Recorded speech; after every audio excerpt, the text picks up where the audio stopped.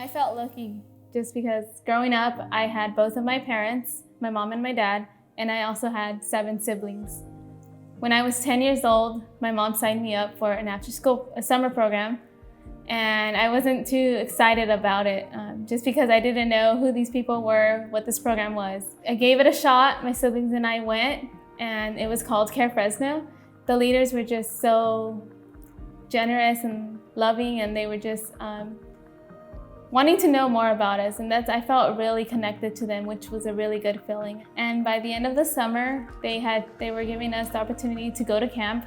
Both of my parents were just not kind of on board, but we kind of begged my mom, and sure enough, she let us go. And so going up to the mountains for the first time was really fun. But the most important part was learning about Jesus for the first time. I remember I prayed and I was like, God, just take care of me and my family, because I never prayed to him one-on-one. And so this was really special night. They had us write on a sticky note of all the sins that we had done. And I remember I was crying, and so was my sisters. And so we posted the sticky note on the cross. It was that we're ready to be forgiven by Jesus. And we knew that he was going to forgive us.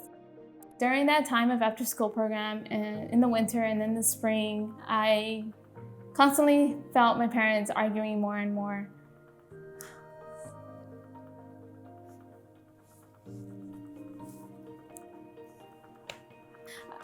I constantly heard yelling at the house, and my dad began to drink. One day, my parents got into a really bad argument, and my dad happened to step outside, and just as usual, I was like, he's gonna come back in.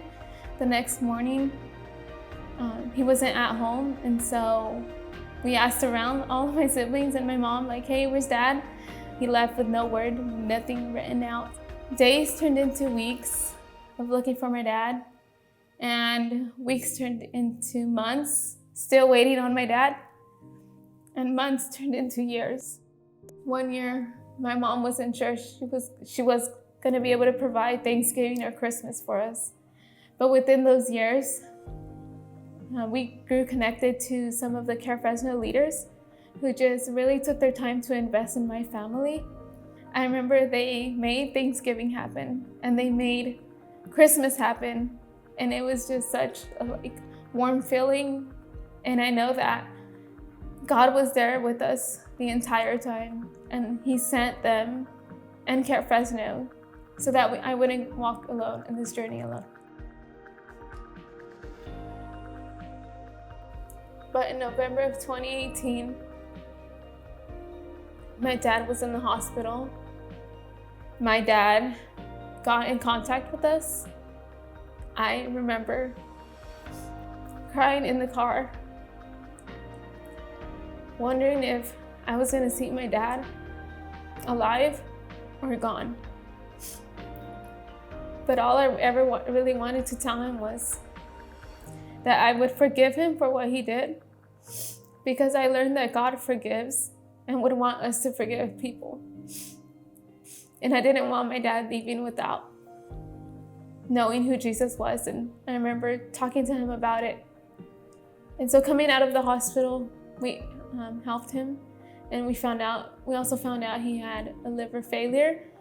There was not much we could do anymore. If we were to take one more sip of any kind of alcohol, he'd probably be gone. And from then, he's been sober. After talking with my dad and sharing with him about Jesus, I'm not sure if much changed within him, but I continued to pray for him because I knew that's all I could do. And I knew that God was going to work through him and through me. And so I knew that Care Fresno was really special to me, and I knew that I had to come back as a mission care resident to serve and to love on the kids just the way I was being loved on. I got to hear stories from the kids, and I even got to share a little bit about my story and being able to tell them that whether their dad was there or not, they had God who was their father and who was never going to leave them. One of the biggest things I really wanted to teach the kids and hope that they learned from me was forgiveness, because I learned that God forgives no matter what, and I've learned to forgive people who have hurt me Just growing up within Care Fresno and then now being a leader, I've learned so much. I've learned to hold on to people who are constantly loving on me and investing in me, because those are the people who will help you go far in life. My name is Georgiana, and I am for Jesus, and I am to share the love of God and to remind people that there's always hope in the worst of things, and to never give up when they feel like life is being shut down. And whether you feel abandoned, lonely, sad, no matter what, God is always going to be by your side.